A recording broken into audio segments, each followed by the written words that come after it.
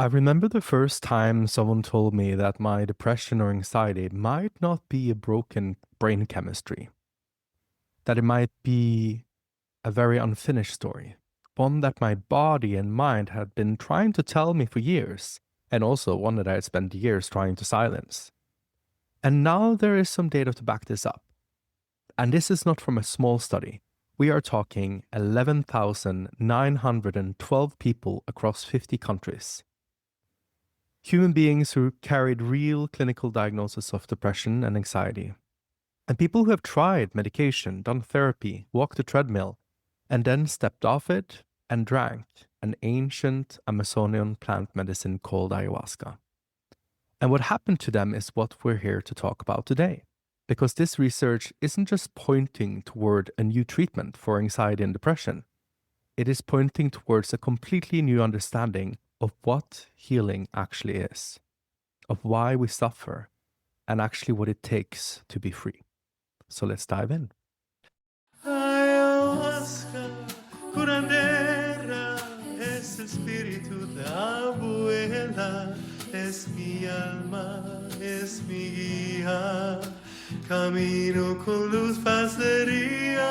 Ayahuasca, curandera, es el espíritu de abuela, es mi alma, es mi guía. Camino con luz, pasaría. Ayahuasca. If you ever walk through severe anxiety or depression or watch someone you love navigate this space, you know the exhaustion of the traditional treatment cycle. You start medication. Maybe you have to wait 6 weeks. And you measure the side effects against the benefits. Maybe you try another dose, you add therapy, and you keep walking on this treadmill, hoping that eventually the chemistry in your brain will mathematically balance itself out. It's a long journey. And for a lot of people, they are desperately hoping for something different. Today, we're looking at data from thousands of people who stepped completely off that treadmill. And what they found on the other side invites us all into a very important conversation about modern medicine and healing. Because our modern psychiatric framework essentially asks patients to be patient, to sit still while they attempt to chemically re-engineer the brain into a more functional state. And for a lot of people, this genuinely helps. It saves so many lives. And if you are severely depressed and anxious, these medicines, they exist for a reason. And they are important to honor because there is no need to suffer endlessly. And there are periods in our lives where it might be the most humane thing that we can give ourselves, proper psychiatric care. But for many others, it just doesn't reach the root of the issue. And those people are who this data is really about. And there is a link to the full scientific report in the show notes. The research we're diving into today is called the Ayahuasca Use and Reported Effects on Depression and Anxiety Symptoms, an international cross-sectional study of 11,912 consumers. It's an isolated study drawn from the larger Global Ayahuasca Project, the GAP study, and it was published in the Journal of Affective Disorders. I did a full episode on another element of this study before, in episode 2, what happens after ayahuasca inside the world's largest integration study, which focused more specifically on the integration process of the ceremony. So if you haven't listened to that one yet, it's a great companion for today's episode. Now we're diving into the study of almost 12,000 participants from over 50 countries. This is the most comprehensive study of its kind ever conducted around ayahuasca. And historically, psychedelic research has been limited and usually by tiny sample sizes. Clinical trials with maybe 20 or 30 people in a highly controlled, carefully screened group. And after the crackdown of the 1970s psychedelic movement, we have had almost no scientific research for decades. But now we're moving into this new psychedelic renaissance, and studies like these are finally giving us real data to work with. The GAP study looked at people using ayahuasca across 3 distinct real-world settings: traditional indigenous ceremonies in the Amazon, religious churches in South America like the Santo Daime, where ayahuasca is a sacrament, and Western neo-shamanic retreat centers, all at the same time in the same study. And from that group of almost 12,000 participants, the researchers in this study zeroed in on two very specific subgroups. 1,571 people who had been diagnosed with depression disorder at the time of their ayahuasca experience, and 1,125 people with a diagnosis for anxiety disorder. And here is what happened to them after drinking ayahuasca. Of the 1,571 people with depression, 78% reported that their symptoms were either very much improved or completely resolved. Let's break that down. 46% of them said their depression was very much improved. And 32%, nearly 1 in 3 people, said their depression was completely resolved. Like, finito. For the 1,125 people with anxiety, 70% reported significant improvement, and 54% said very much improved, and 16% said their anxiety was completely resolved. The researchers themselves concluded in the study, and I'm quoting this directly from the paper here, that drinkers of ayahuasca in naturalistic settings perceived remarkable benefits for their affective symptoms, and that there is no obvious evidence of negative mental health effects associated with long-term consumption. And they also pointed to that additional randomized controlled trial evidence is required to establish the potency of ayahuasca in affective disorders.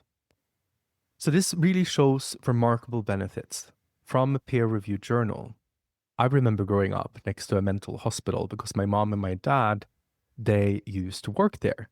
And in all of those years, I never heard anyone ever talk about curing any patients. It was always about managing symptoms, keeping people safe and stable, and helping them function well so that they can get through the day or the week.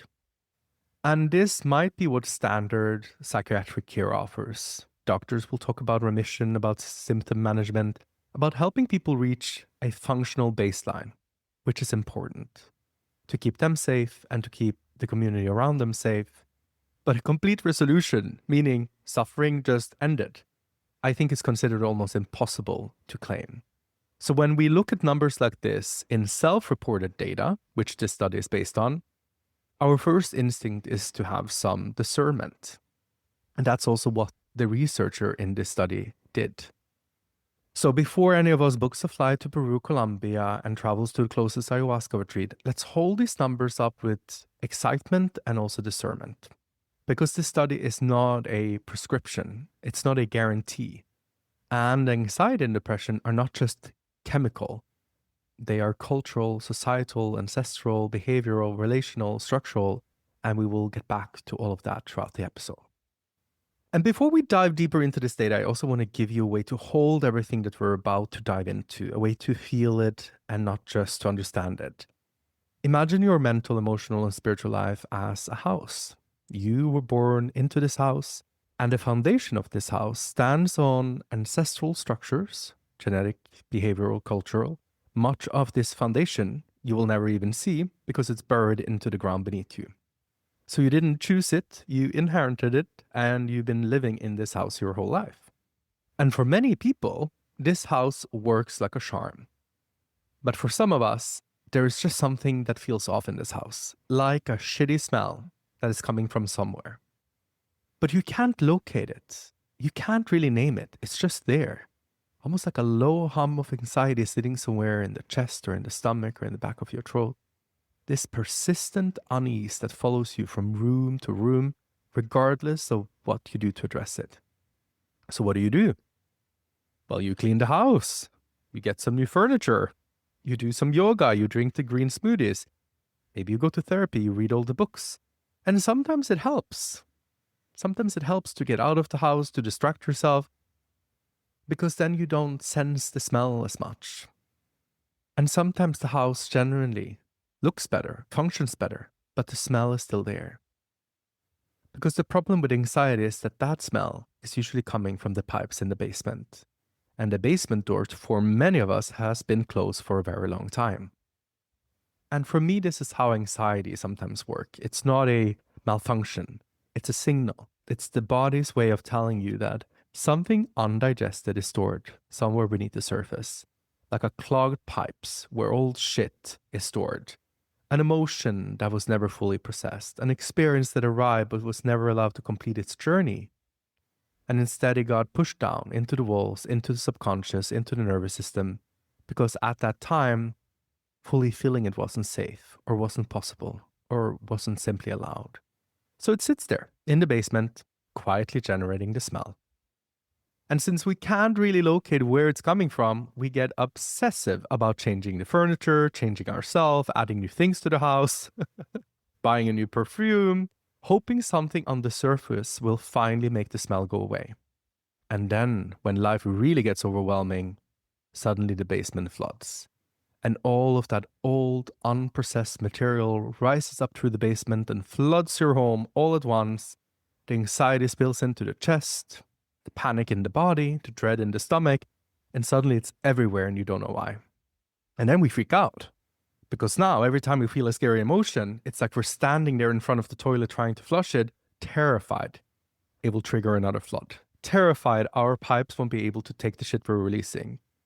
So suddenly we don't just have anxiety, we have anxiety about the anxiety. And for anyone who knows how that feels, it is exhausting. And this is when modern somatic science is beginning to confirm that emotions are not just psychological events, they are physiological ones. They live in the body. And what we don't feel, we store. Or we don't digest emotionally gets lodged in the nervous system, in the muscles, in the gut, because the body keeps the score.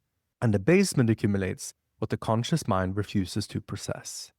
Now, I use the word shit, and I know it doesn't sound very spiritual or very aligned with a scientific report, but I use this word intentionally. Because my first ayahuasquero, who was Darwin, I called him the shit guru because he would constantly tell us to release your shit. Because the stuff we most don't want to feel often carries the nutrients we need to grow. It's like the fertilizer. And when we finally release it, and with ayahuasca, usually that's through vomiting or through the south, the flower starts popping up very naturally in our life. And it stops smelling. It turns into a soil for the soul instead of suffocation or blocked pipes. And what was buried becomes what we can grow from. Now, depression, I want to give a different example because depression can be more structural. If anxiety is the smell from the basement and the emotions that we're scared of feeling that is stuck in the pipes, then depression is what happens when the house itself starts building walls. To protect itself from pain, from loss, from overwhelm, from the unbearable weight of the things that were simply too much to feel, the psyche begins constructing barriers, extra walls, additional roofs, layer upon layer of insulation between our inner world and the outer one, between the self and other people, between the hard and full expression. And these walls, they work. That's the important thing to understand. They were never the enemy. They were a brilliant, loyal act of self-preservation. And maybe they were built by a child or a teenager or a younger version of you who needed that protection and had no other tools available. But inside those walls, between the layers of protection built over years and decades, are stored memories, our beliefs about ourselves. Maybe the belief that we are not worthy, not lovable, not enough. All the stories and all the meanings that formed in the dark. Conclusions that we have drawn in pain and never revisited. Identities constructed for survival and never updated. And the walls kept the danger out, but they also kept the light out. They also kept the oxygen out. And over time, the house becomes harder to move through, harder to breathe in, harder to let anyone else in. So we clean the kitchen and feel a brief relief, only to find it messy again 2 hours later. Because what's actually needed is a deeper structural cleanse to release some of the armor so that love can be felt by us on the inside and received from the outside. Depression for me feels like suppressed love, a fortress built to protect our loving, sacred, and innocent heart. A home on the inside that got cold because the heart is desperately wanting to feel its own love. I remember one of the indigenous shamans said to me, when we come to ayahuasca, it is like our heart is an artichoke. And when we come to work with this master plant, she helps us remove, layer by layer, the hard shields that are around the flower, so we can open up again, receive our own love, receive the sun, receive life again without the armor. And this is where ayahuasca enters the picture. Because what the research suggests and what 11,912 people's experience point towards is that this medicine does something no antidepressant, no matter how refined, has been able to do on its own. Ayahuasca helps us open up the basement door. She helps us take down the unnecessary armor. And scientifically, she does that by creating a profound neurological openness with deep receptivity so that the psyche is finally able to go down into the basement to look at what has been stored and to feel what has never been fully felt, to complete the emotional digestion that was interrupted years or decades ago. And spiritually, our grandmother also knows exactly where to take us first. She knows where we will benefit the most. She helps us see the lies and the meanings that we made about ourselves, and she helps us feel the emotions that we have been too scared of feeling. And in this deeper spiritual awakening, we can release all of this old shit. And in its place arrives something completely different. Usually we go into a transcendent state of unity and love and self-love or humility and openness. A clean slate where we can write a new meaning to ourselves and our life that are updated, expansive, and true. And for many, the antidepressant is more like a painkiller. It makes the smell more bearable so you can function. And for many people, it is life-saving. And I want to say that clearly. But on its own, without deep therapeutic intervention, it might not be able to take anyone into the basement to release what has been stored. And ayahuasca, according to this data, hands you a torch and walks you to the door. And what you find down there and what you choose to do with it is what this scientific report calls the meaning making. It's the healing. And what both sides show us, both science and spirit, is that our house is not broken. It can heal. And for all of us who spent years believing that we were broken, that our anxiety or depression could never be cured, this scientific report shows that there is a path where that is simply not the case, if we're safely guided by those who know how to hold this space with safety and humility. Also, when we see a study like this, and we see how people point to extraordinary transformation, we also have to be honest about who participated and why. Just think about the last time you left a review for a restaurant. You usually only bother if the meal was extraordinary, or if you got the worst service ever. So we usually come in and report at the extremes. The person who thought the sandwich was fine, they're not going to spend time filling out a detailed review. They pay the check and they move on. And that is also one of the challenges that this study faces. It's called selection bias. The people who had the most profound life-altering healing are statistically far more motivated to participate in a lengthy academic survey than someone who just had a neutral and forgettable experience. Those people probably just moved on.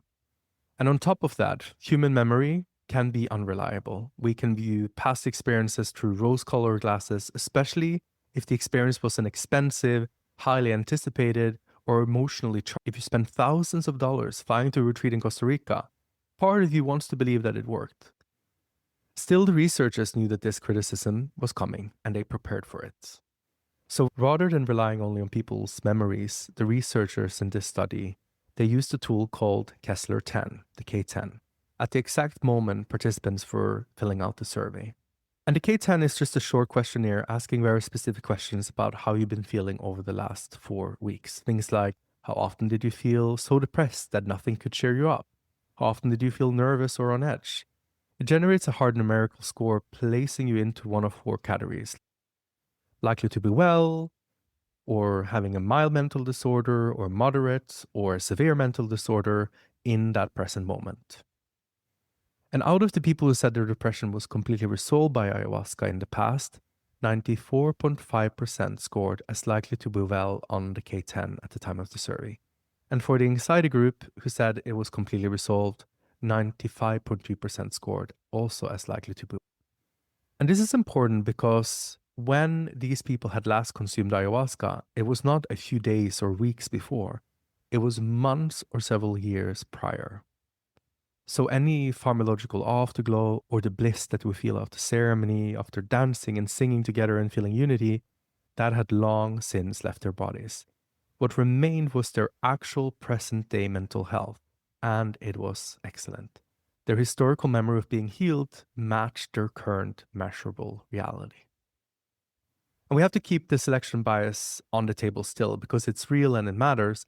But even holding that fully in mind, when we have hard data on thousands of human beings whose clinical diagnosis appear to have been resolved, and it's confirmed by a validated clinical scale years after the fact, that signal is simply too loud to dismiss.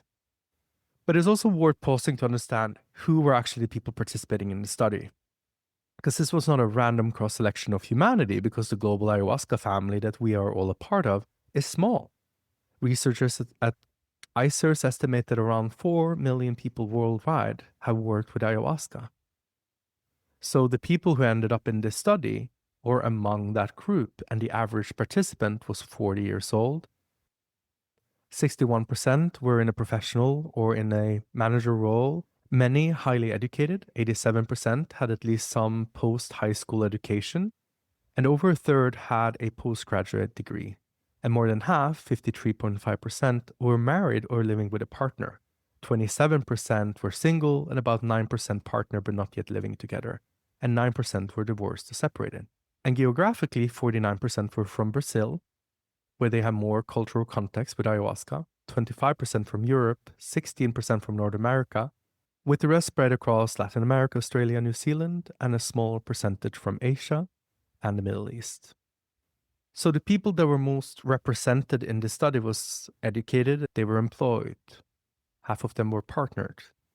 So from a very stable life, they had enough foundation underneath them that when something deep arose, there was probably enough space for them to look at it. There was a structure enough to hold the work. The house that they were living in was intact. And then the question comes to, well, how often did they drink ayahuasca? And this is where the answer splits quite dramatically. Because people with ayahuasca churches, like the Santo Daime, they had a median lifetime use of 270 sessions. So these are people who have been drinking regularly, once a week maybe, within a dedicated community for years and sometimes decades. And people outside the church settings, from Western retreats and private ceremonies, they had a median lifetime use of 6 sessions. So this is not a study of people who just tried ayahuasca once. A lot of them had a long, deep, and community-supported relationship with this practice, spanning years of their lives. And it also points to something that I feel really strongly about. Working with grandmother ayahuasca is not a one-time fix for most of us. It's a path and it's a relationship. It's a path, it's a relationship, and it's a commitment to evolving with a teacher over time. But then that raises the question, do you have to drink ayahuasca 300 times to heal anxiety and depression? And this is actually not what the science in this report shows.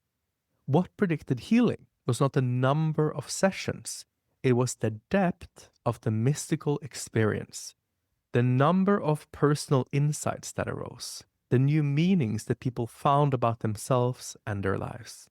That is what correlated with the resolution. So not the quantity, but the depth of the experience. For example, the Santo Daime Church, they might drink on average once a week, and over years that accumulates into hundreds of sessions. But each one is held within a living community, a ceremonial structure, a relationship with the medicine that deepens over time. The number becomes also a byproduct of devotion, but not just the cause of the healing. And any one of us who has been on a 3-day or a 7-day ayahuasca journey knows exactly what I'm talking about. Because the first night you arrive with all your guards up, your defenses are still intact, you're scared of surrendering, you don't know what's going to happen, so you're still holding yourself together in the ways that you always do. By the second night, something starts to shift, and by the third, if you are well held and you allow yourself to surrender, you can go so deep. You can go somewhere you've never gone before within you. Not because you drank more, but because you finally let go enough to go deeper. That depth, that surrender, is what science is measuring when it talks about the mystical experience on the inside. So it's not about accumulation. It's about how far down you're willing to go when you get there, if you're able to and willing to go all the way into the basement. And you will hear some people talk about, I have drunk 100 times, I have drunk 200 times. But the liters of ayahuasca or the numbers of nights means nothing on its own. I met people who have been living with severe depression for 17 years and completely resolved it after 9 nights with Aya. And I met others who have had ayahuasca for hundreds of times and are still circling the same patterns because they never integrated and they never fully surrendered to the process. So the numbers and the nights that you drink ayahuasca cannot give us a strategy. They cannot give us a timeline because it depends on you. Wherever you do the dieta, wherever you let yourself go deep, wherever you trust the plant and build a real, respectful relationship with her over time, wherever you integrate what arises and actually take care of yourself, wherever you find proper indigenous wisdom keepers that can guide you through the process. So what this science actually shows is that a few ceremonies of genuine depth can change and transform your life. Ayahuasca is just a vessel. What heals you is what you're willing to meet inside it. Now, long before ayahuasca became a trending topic in wellness circles or a headline in a neuroscience journal, this medicine was already ancient and sacred. The earliest Western accounts around ayahuasca came from missionaries in the 1700s, who described it in their notes as a tool for, and I love this phrase, mystification and bewitchment, which honestly tells you more about the missionaries than the medicine. But the origins of this brew can trace back far beyond colonial contact, as far back as the earliest inhabitants of the Amazon basin, potentially over 10,000 years of human use. As long as people have lived in the jungle, this plant has been a part of how they healed. And I just want you to imagine that. What traditions do we have in Western cultures for healing that are thousands of years old? Imagine how this wisdom has been woven through so many lineages, so many ceremonies and generations, and how many lives have been given in service of its preservation and culture. Our indigenous elders, our maestros, have literally lived and died to protect these sacred medicines. So when someone in the Western world calls themselves a shaman after a 6-month course, I hope that you also know that is not the same thing, that a true shaman, a true curandero, taita, carries wisdom that has traveled down thousands of years through a living lineage of indigenous healer, each one like an unspoken library of healing, with a depth, a sensitivity, a respect, and understanding of this work that goes beyond the mind into the spiritual and ancestral dimension that most of us are not trained to see or to carry. So if you ever drink this medicine, please be discerning about who holds this space for you, especially if you suffer with anxiety and depression. In traditional Amazonian practice, ayahuasca was always administered under the close care of a shaman, and sometimes it was only the shaman who would drink the medicine and speak to the plant and then hear how he could help heal the patient that was in front of him. The shaman used this medicine to help correct physical, emotional, and spiritual imbalances and restore harmonious relationship within the community. For example, when warriors returned from the hunt, they would drink ayahuasca to process the aggression of the experience, to metabolize it before reintegrating back into village life. Ayahuasca is a Quechua word, the language of the Inca, that translates roughly into the wine of the soul or the wine of the spirit.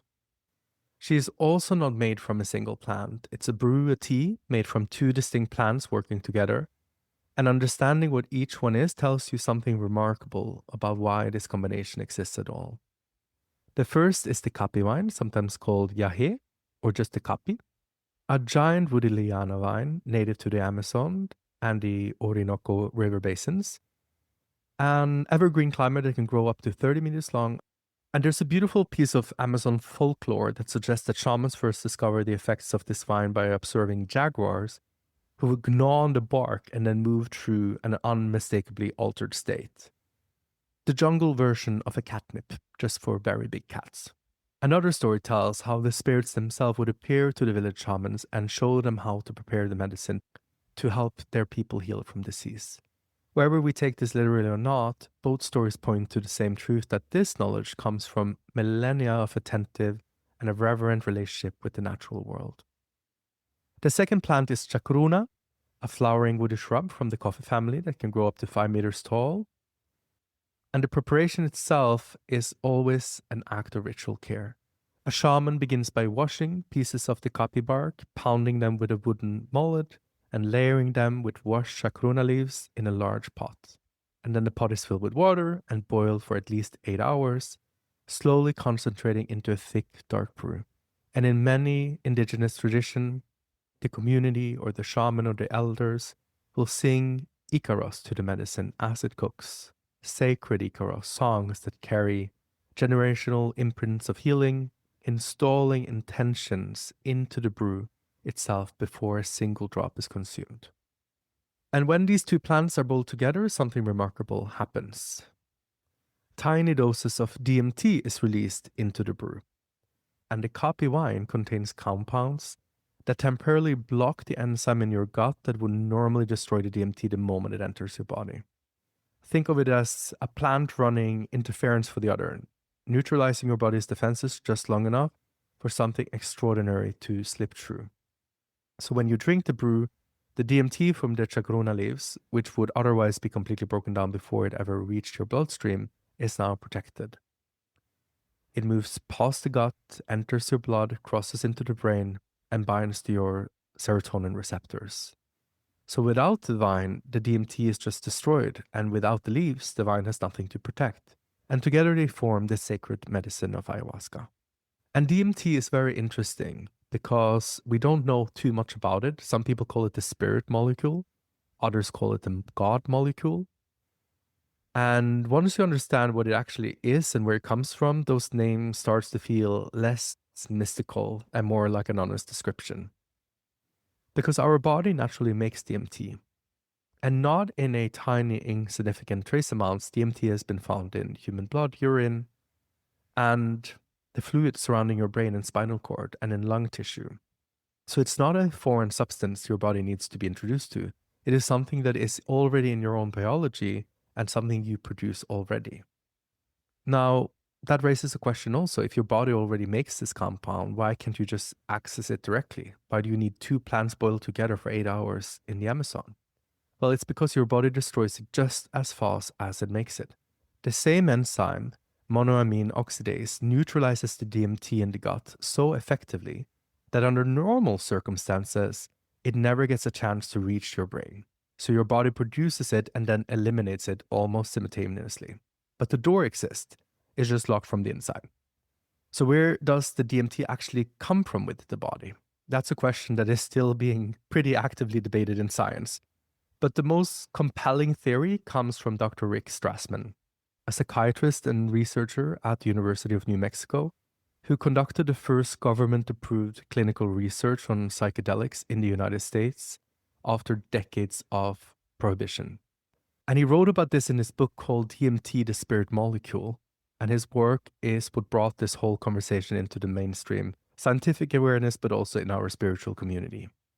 Strassman's theory centers around the pineal gland, a tiny pine cone-shaped structure sitting in the center of your brain. Most people know it as the gland that regulates melatonin, your sleep and wake cycles. But Strassman proposed something far more extraordinary. He theorized that the pineal gland is capable of producing and releasing DMT, and that it does so most powerfully at two very specific moments in human life, the moment of birth and the moment of death. The idea is that when a soul enters the body and when it leaves, the brain is flooded with DMT, produced not by a plant or by a laboratory, but by your own body, your own biology, as if consciousness itself has a built-in ceremony for us for the most profound transitions a human being will ever make.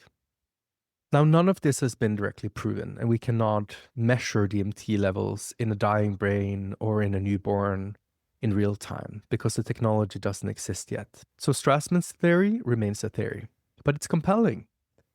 What has been confirmed is that DMT exists in the human body, that the pineal gland has the enzymatic machinery required to theoretically synthesize it.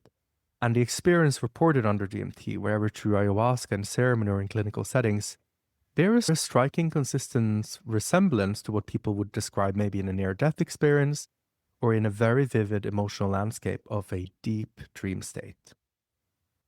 And this brings us back to the rainforest. Because for thousands of years, indigenous people have been living in one of the most biodiverse ecosystems on the planet, containing roughly 80,000 documented plant species and probably millions that are undocumented.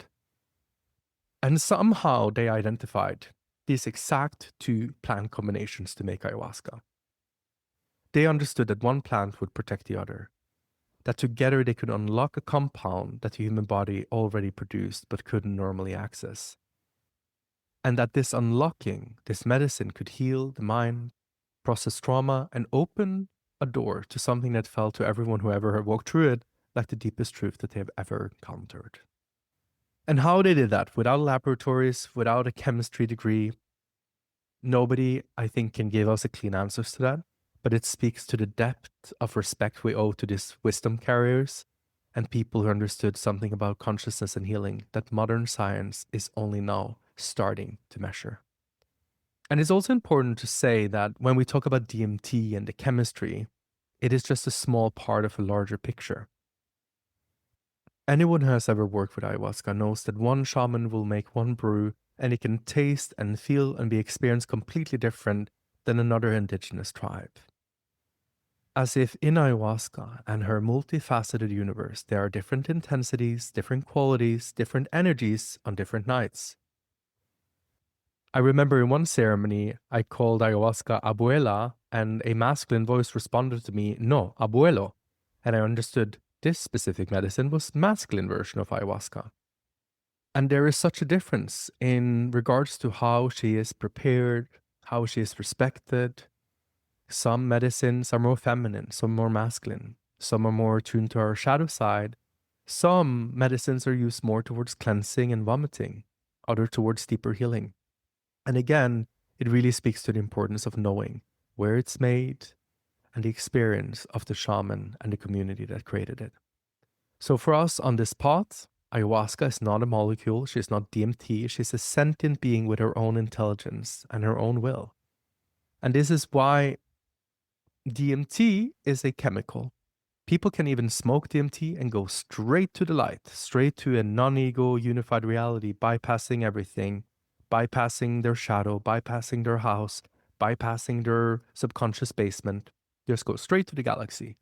And this is probably a valid experience for some people, but it's not this medicine of ayahuasca. Ayahuasca takes you through your own healing house, through the basement, through the walls, through the memories and the meanings and the things that you've been avoiding. And that specific journey, that path is inseparable from her culture, from her Icaros, the rituals, her lineage, and the wisdom of the people who have carried her for thousands of years. Without all of that, the line between medicine and drug becomes very thin, very fast. Now, one of the most interesting things in this research is what they created and called the new meaning-making model, a framework to explain why some ayahuasca experiences produces such profound healing for depression and anxiety, while others produced little change at all. And here is what this model says. When we think about how psychiatric medications work, the equation is very simple. The drug creates a chemical change in the brain, and that change produces a change in symptoms. Antidepressant raises serotonin, depression lifts. Drug leads to chemical correction, leads to symptom change. But the data from this study points towards a completely different equation of healing. The study didn't just measure if people felt better. It used several validated psychological scales to map the quality of the inner experience itself and what actually was happening inside people during ceremony. They used a scale called the Short Index of Mystical Orientation, the SIMO, which measures the intensity of perceived mystical experiences, like feelings of unity, sacredness, ancestors, a sense of encountering a deeper reality, meeting the spirits. They measured the spiritual significance of that experience. And more crucially, they measured something they called insights, a list of 15 specific psychological, emotional, and philosophical revelations commonly reported during ayahuasca ceremonies. Things like understanding the patterns in your intimate relationship, feeling a genuine connection to nature, or sudden clarity about the root of a childhood wound, a new understanding of your place in the larger story of existence. And when they mapped these insights against the outcomes, the correlation was undeniable. The people that reported the greatest improvement for anxiety and depression, the ones in the completely resolved category were the exact same people who scored highest on the mystical experiences and reported the most personal insights during the ceremony. The people who reported no change in their anxiety and depression reported the least mystical experiences and the fewest insights. More insights, deeper mystical experience, more healing. Fewer insights and lower mystical experience, less healing. So the new equation that the researchers proposed is medicine, or they would call it a drug, but the medicine of ayahuasca leads to an altered state, which leads to meaning making, which leads to symptom change. And I agree with that, partially because I think the science is pointing to something real, but describing it from the outside. Someone who has never tasted food trying to explain why people are enjoying it by analyzing the chemical composition of the meal. It's accurate, but doesn't tell the whole story. So in my experience of what actually is happening from the inside is, think of your consciousness like a cup. When you arrive at the ceremony, your cup might be full of thoughts, your identity, your fears, your stories about who you are, about what you are worth, your old meanings, your defenses. There is no room, there's no space. The cup is filled up and everything is pressing against the edges. The anxiety and depression, they are in overflow. The cup is too small and too full, and it has been this way for a long time. Now, ayahuasca, and this is where the science and the spirit meet, creates a state of profound neurological openness. The brain becomes unusually receptive. The defenses lower. The ego loses its grip. And what happens is that in that state, it's not just that insights arise. It is that the cup itself begins to expand. Ayahuasca is an expander. So suddenly there is more space. We might have the same wounds, the same old meanings, the same memories. They might be there, but they are no longer pressing against the walls. There is room to look at them. There is spaciousness, there is openness. There's room to feel them without feeling like you're destroyed or cornered by them. There is room to ask, is this true? Does this belief I made up about myself at 7 years old still fit who I am now? And in that expanded state, that's where grandmother goes to work. Because this is where I personally part ways with the scientific model. The research says that altered state leads to meaning making. And yes, that is true. But what the science cannot fully measure is that ayahuasca is not random. She's not just a chemical producing an altered state. She does not just open up the space and then leave you to wander around in it alone. When we get on this spaceship to our subconscious, there is a co-pilot there that guides us there. And she is very intelligent. She's very precise. And she knows where you're blocked. She knows where you need to go. She knows which door needs to be opened first. She knows which wounds is ready to be seen, which belief is ready to be released, which part of your house has been sealed the longest and needs the most air right now. So when I sit with her, I do not experience an altered state that happens to produce insight. I experience something that takes me gently, and sometimes not so gently, if I fight it, to the exact place I have been avoiding. The emotion that I have not allowed myself to feel. The ancestral wound that I inherited but never examined, didn't even know was there.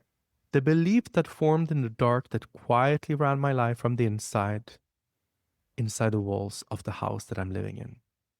She doesn't just show it to you. She helps you release it physically, emotionally, energetically. Sometimes through tears, sometimes through shaking, sometimes through things that doesn't have a name in the English language. The body lets go of what it has been holding. The pipes in the basement finally clears and the walls begins to soften. And when we do these releases, something comes to fill the space. Not just an absence of a wound. It might be an experience of unity, of love, of self-love, humility, openness, a new sense of who you are, a bigger pot to grow in. And that is what people leave with. Not the absence of the depression, but a new story about themselves, built on something that was directly experienced, not intellectually constructed only through belief. So does the scientific model describe this? Yes, sort of. The medicine creates an altered state, the altered state creates condition for meaning making, and the new meanings changes the symptoms. But what it doesn't capture is that ayahuasca is not just a vehicle for neuroplasticity. She's a guide. She's a maestra. She's an intelligence that has been doing this work for thousands of years, carried through lineages of healers who devoted their entire life to understanding how she works and how to hold the space for the people who she's working through. So the science gives us the framework, and we need it. We need the world to take this seriously in the language that it can understand. But the medicine is older than that language. And it was carried forward not in journals, but in ceremony, in songs, in the hands of the healers who understood something about the human soul that our scientific instruments are not able to, or maybe just beginning to reach. So we need to hold both things here, the data and also the mystery, because the grandmother has been doing this work for so many years and has never needed our validation to be as profoundly effective and potent as she is. Now, I also want to add my own perspective on the importance of the meaning making that the science keeps pointing to. Because the meaning that we have created for ourselves, they are very important. And I think there is a way to understand it that goes a little bit deeper than the research language. So I want you to think of a meaning like a pot, like a plant pot that you can plant a beautiful flower in. Then imagine you're a tiny little seedling that just came out of your seed, and maybe you're a few years old. And someone gives you a pot, and it's a small one, and it's the right size for who you were right then. But you don't know as a child who or what you're going to grow into. Maybe you're going to be a magnolia tree, full of beautiful white flowers with roots that run deep and branches that stretch wide. But when you're small and you have a tiny pot, it fits. And that little pot is formed by beliefs about yourself, about the world, about what is safe and what isn't, about what love looks like, about wherever you're worthy of it. So we have a 5-year-old's conclusions maybe drawn from whatever is happening around them.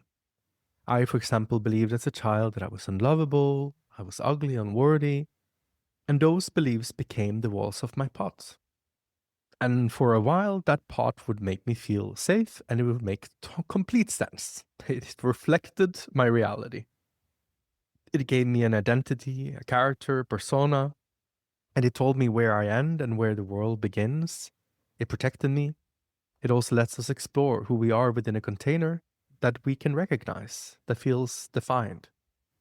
But when we grow and our roots keeps growing, and suddenly there's a tree that keeps reaching, if that pod never gets updated, if those beliefs that you formed at 5 never was revisited or never questioned, never replaced with something truer and more expansive, the root starts pressing against the walls and it starts to feel suffocating, like you can't breathe, like something in you is pushing to expand, but everything around it says, no, this is the limit, this is who you are, this is what you're worth. You're only going to have this much space in your life.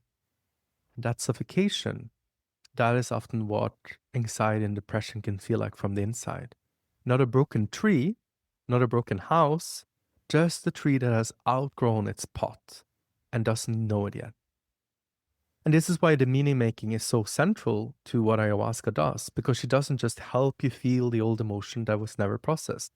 She helps you go back into the belief structure that were written before you were even old enough to question them. Some suggest that that foundation of beliefs most of us carry were formed before the age of 7. So ayahuasca can help us update them, replace some of these with something truer, give the roots more room, a bigger pot, more soil.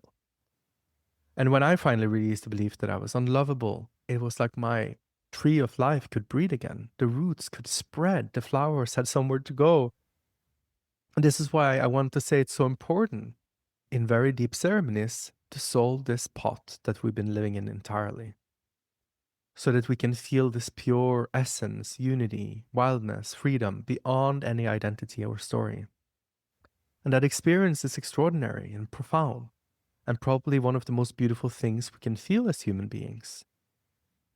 But we should not chase the dissolution of the pot, because the pot and our ego and our identity and the container of the self is not our enemy. It is the structure of the house. It holds us together in coherence. It gives us a shape. It lets us function in the world. It lets us love other people. be of service. So when the pot breaks too fast or without the right support and integration, it can cause what we call this fragmentation. The container that holds us in coherence is lost. And we can feel this in ayahuasca sometimes. There are moments in ceremony where the self or the ego feels like it's dissolving or fragmenting. And that is also a part of the process of expanding. But it shouldn't be forced, chased. There are so many people now talking about the ego death. You have to experience an ego death. Maybe not something to chase, like the destruction of the whole house. For what reason? Without a proper guidance, without being properly held in a safe space, in a well-guided container, I don't think that is very healthy. So the goal shouldn't be to destroy the pot or destroy your house. The ayahuasca journey is more about expanding it, releasing what is stuck within there, honoring it, honoring every single nook and cranny of your whole home, of your whole pot. And then slowly, with care and with the support of the people who know how to hold the space, your roots will find their new home. And this is why working with properly trained, experienced guides matters so deeply. It's not just for safety, but because the process of expanding a belief system, of releasing an old identity and growing into a truer version of yourself, into wholeness, it's one of the most tender, vulnerable things we can experience as human beings. And it deserves to be held with the reverence it requires. I love so much that this data and this study shows us that the strongest predictors for those that healed their anxiety and depression was the depth of the mystical experience during ceremony, the number of personal insights that arose, and the spiritual significance the person felt the experience held for their life. So it was not about how many times that we had ayahuasca, it was how deep we went when you did. When it also came to those who benefited the most from healing depression, women showed significantly greater odds of improving specifically for depression. And when we think this through the meaning-making lens, it might also make sense because many of the 15 insights measured in the study revolved around relationship dynamics, emotional communication, empathy, areas where, at least in my experience, women are often socially, culturally encouraged to develop a strong internal processing framework. They are literally just more advanced, more mature, and more experienced. When ayahuasca also forces a confrontation with a relational or an interpersonal trauma, women might also already have a richer psychological vocabulary to recognize it, to name it, to integrate what arises. But being a woman didn't actually carry over to anxiety group. For anxiety, it was actually older age that was a significant predictor of better outcomes. So a 50-year-old sitting with the medicine who had shattering insight had also decades of lived experience to anchor it into. They have context, self-knowledge. They have reference points to say, yes, I can see how this connects to everything. Where maybe a 20-year-old might receive the exact same cosmic revelation, but they simply not have the life foundation to fully integrate it into their daily reality. So the insight arrives, but there is not enough lived soil to plant it in. Now, obviously, there is nothing powerful like a study like this that can exist without a shadow, and we also have to look at that. How many people felt worse with their anxiety and depression after ayahuasca?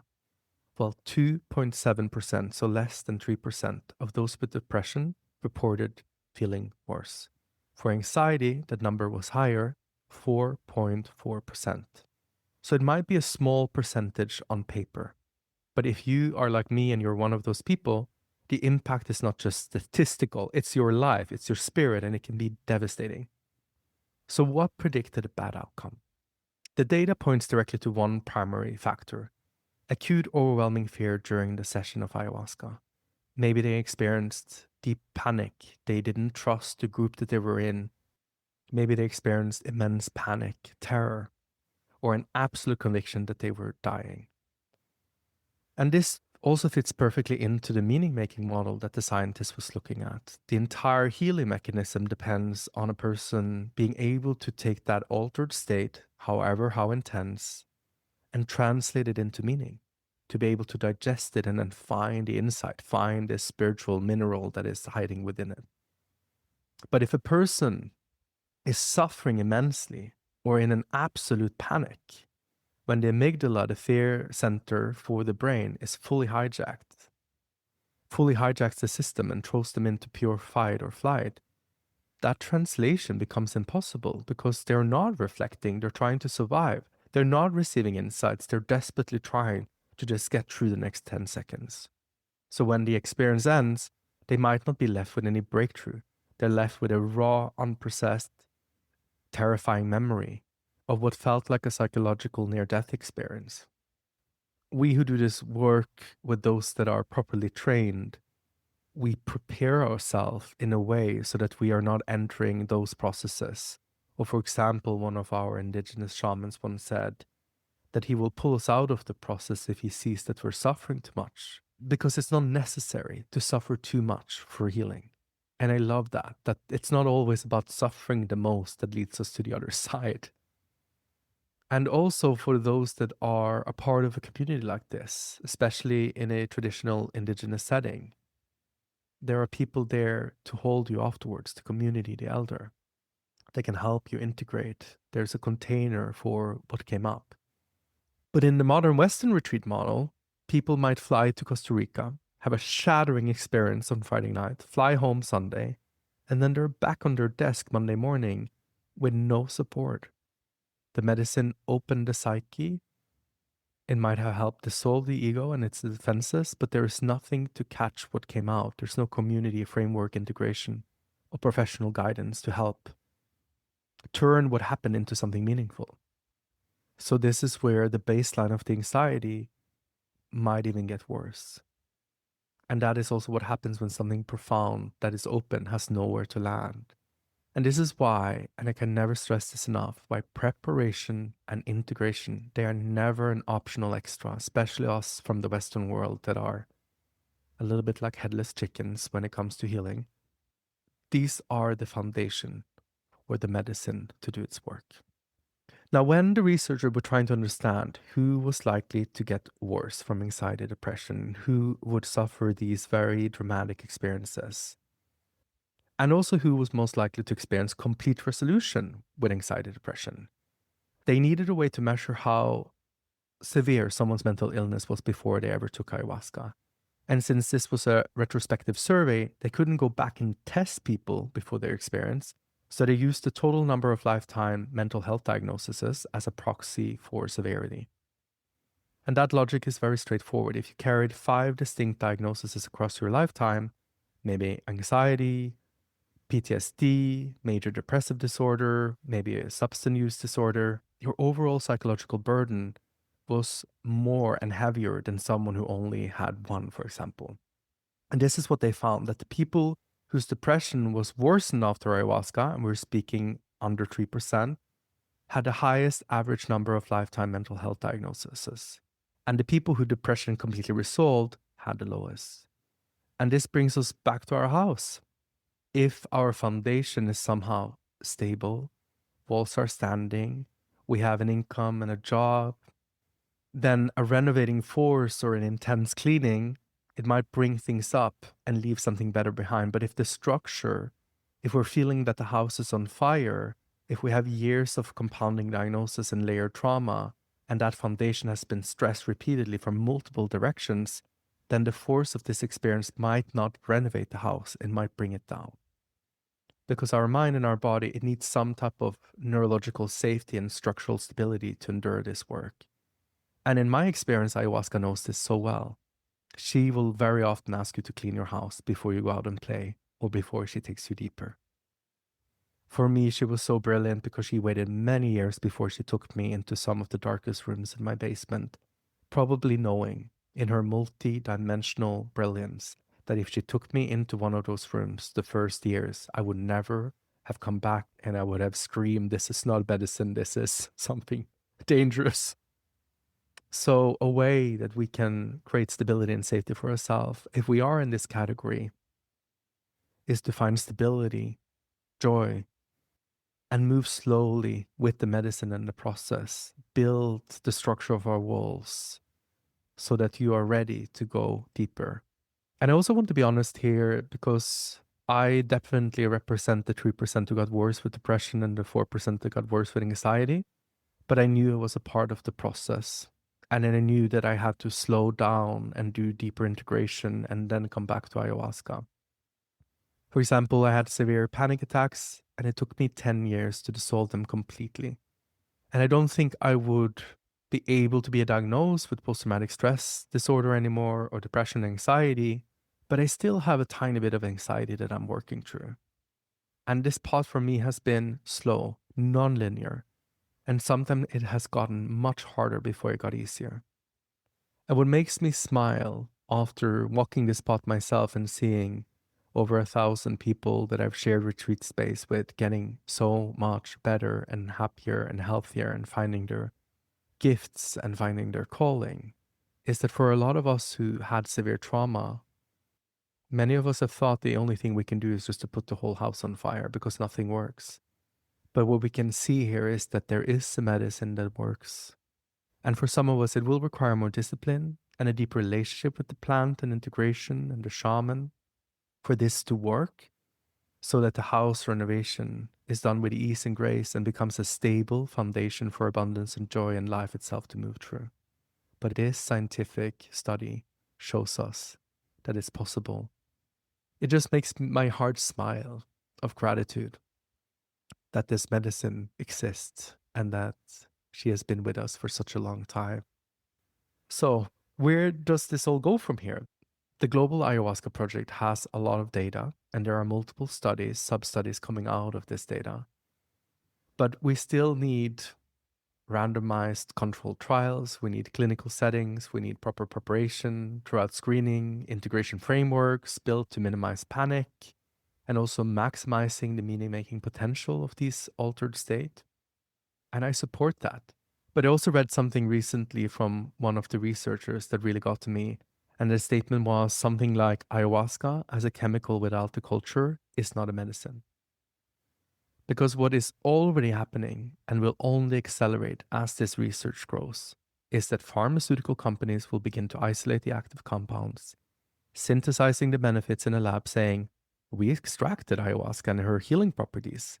Here's ayahuasca without the purge, without the vomiting, without the dizziness, without the visions, without the ceremony, without the singing, without anything.